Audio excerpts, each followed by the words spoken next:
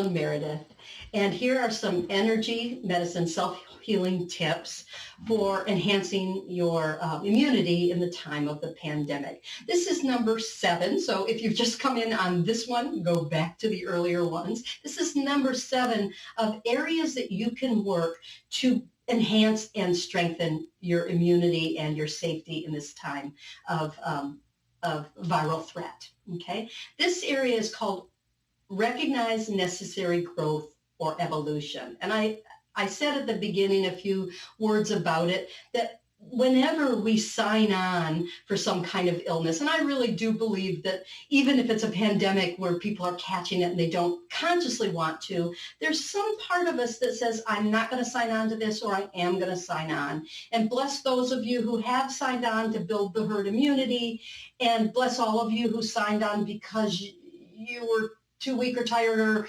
immune compromised to say no.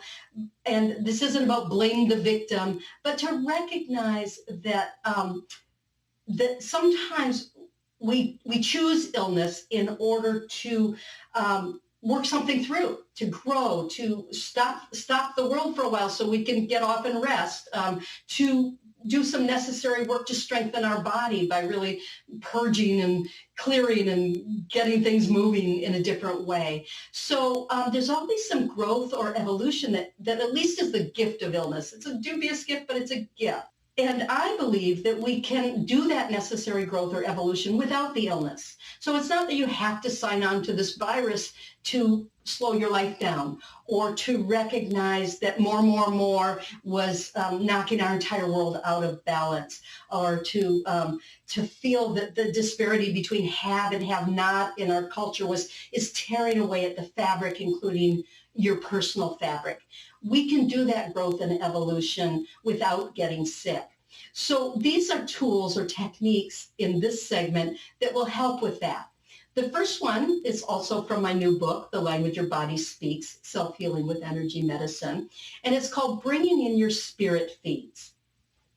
What I believe is that we each of us are fed by different energies. What feeds me and makes me whole is different from what feeds you and makes you whole. We are not generic. We have our energies that feed us have very specific truth or flavors to them. And we're each a unique combination of several energies. So if you want to strengthen your own sense of self, your own immune system, it's good to cultivate your specific individual spirit feeds. And one of the ways you can do that is to start just noticing and thinking about what is true for you. What are your energetic truths? You might say, I'm a messenger, or I'm a teacher, or I'm a bridge builder, or I'm a connector, or I'm the one who cleans up the poop after the horses have gone through, or I'm a ditch digger, or I'm an organizer, or I am a visionary and a dreamer. There's certain truths that will really set you resonating, that will make you feel like you're in your truth, and others not so much. And there's no right answer to this, but you can ask your friends, well, what roles do you see me as my gifts? What gifts and roles do I play? Or you can just do it for yourself. So I've got a bunch of them. I am a messenger, and I'm a teacher, and I'm a healer, and I have some more. And you're going to look for an image that captures at least one of your spirit feeds. So one of my spirit feeds is that I'm a traveler. Not only physically I love to travel, but my consciousness likes to travel to other dimensions. And I like to bring the seeds of one culture into another. That's all true of that traveling energy. So I have found a picture of a beautiful traveler. I don't know if you can see this. I'm going to bring it closer, and maybe you still can't see it. It's just a person traveling over the earth with sunshine, and I've written traveler, traveler, traveler, and those of you who are good spellers notice that's the British spelling. So don't worry, I do know there's 2 spellings of that word. And I've made a little glyph or a little diagram of this truth of my nature, traveler. And what I'm going to do is I'm going to put it down on the ground, and I'm going to stand on it. And I'm going to bring that energy up through my feet, up into my body. I'm going to feel that traveler energy rising in me. And I'm going to use figure eights to help it come up and help it to spread everywhere within my body and with my field until I feel my whole body and field resonating with that truth. Traveler, traveler, traveler. It is a wonderful self-affirmation to name and then bring that truth into your body, into your energy field. Now you will notice that even when images or visualizations are used, at least in my style of energy medicine, I'm not a big one for just working with my mind. My body needs to get the memo. And I've said this before in these tapes, but it's worth repeating that it is worth your time to find the words, but to make the image, to actually stand on it, to actually bring the energy up and do that. And sometimes it's even worthwhile to take it into what I call lifestyle medicine. You know, right now I can't get in my car and take a little day trip, but if I were feeling really worn down and lost, I know that if I were to get in my car and go on a day trip, it would renew me because that's an energy that feeds me. Same with being a messenger. If I can sit and write for 20 minutes, it will clear all my energies and recenter me in the truth of who I am. So pay attention. Who are you? What are these flavors of energy? What are these parts of you that these streams that feed you from the deepest level, that make you unique and different from that person and that person?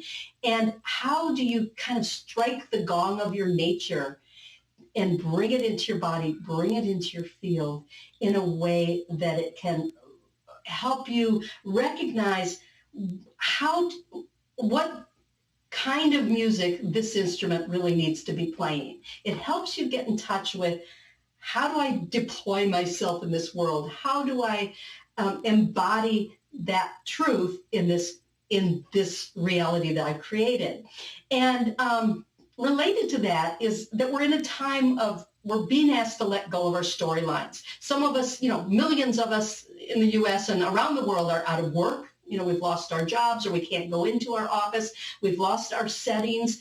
What we're doing is not considered necessary, and it's been put on pause.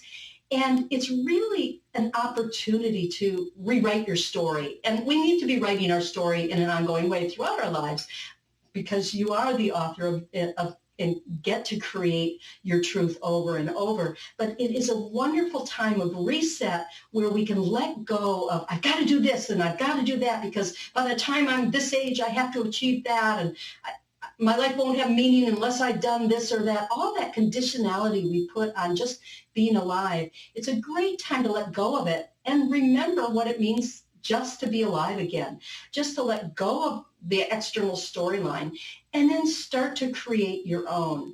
And to that end, it's really useful to not watch news or read news all day, every day. Choose an hour where you're going to catch up with the news of the day. It's important to know what's going on, have compassion, understand how you can support others, but it doesn't need to be the storyline of your life. Unless it is the storyline. If you don't have the virus, then the virus shouldn't be your 24/7 storyline.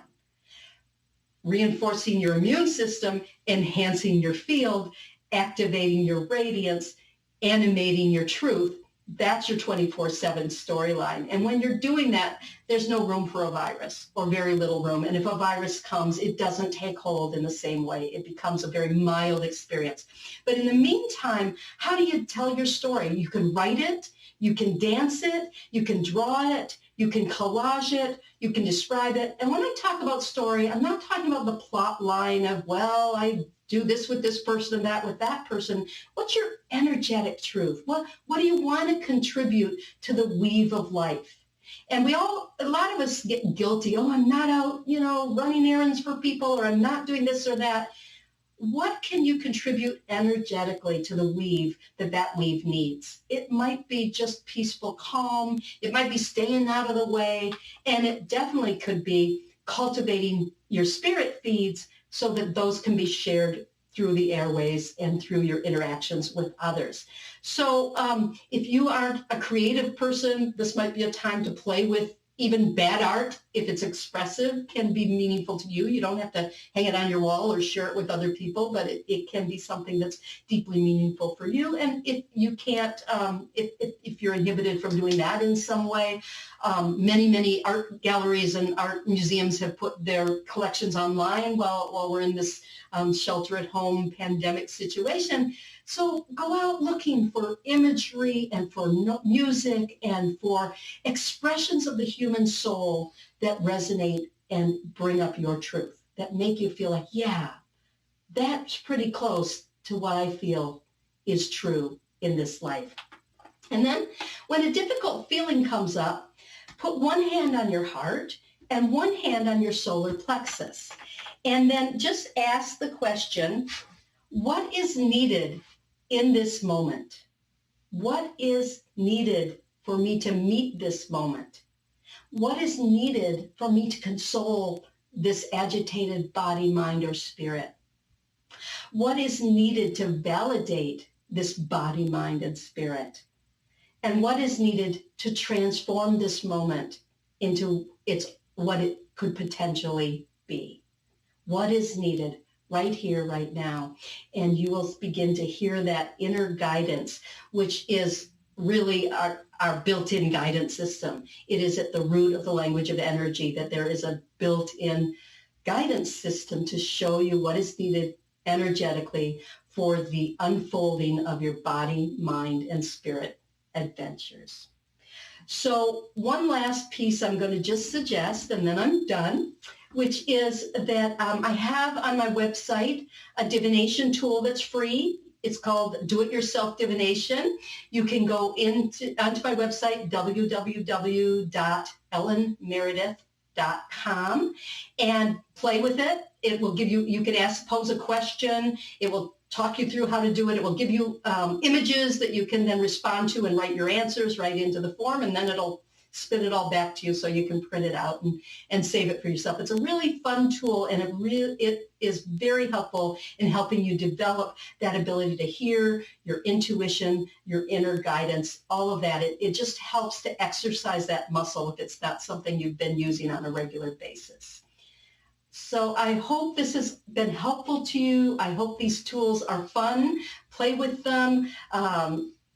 Use them in ways that make sense for you. And if you need more information, go onto the web. There's lots and lots of energy medicine out there that's wonderful. Donna Eden has a whole bunch of tools with the Eden method. And my website offers deeper classes and other books and other resources as well. So you've got plenty to help you learn the language your body speaks, the language of energy, and learn how to use it and cultivate it so that you can stay healthy and whole.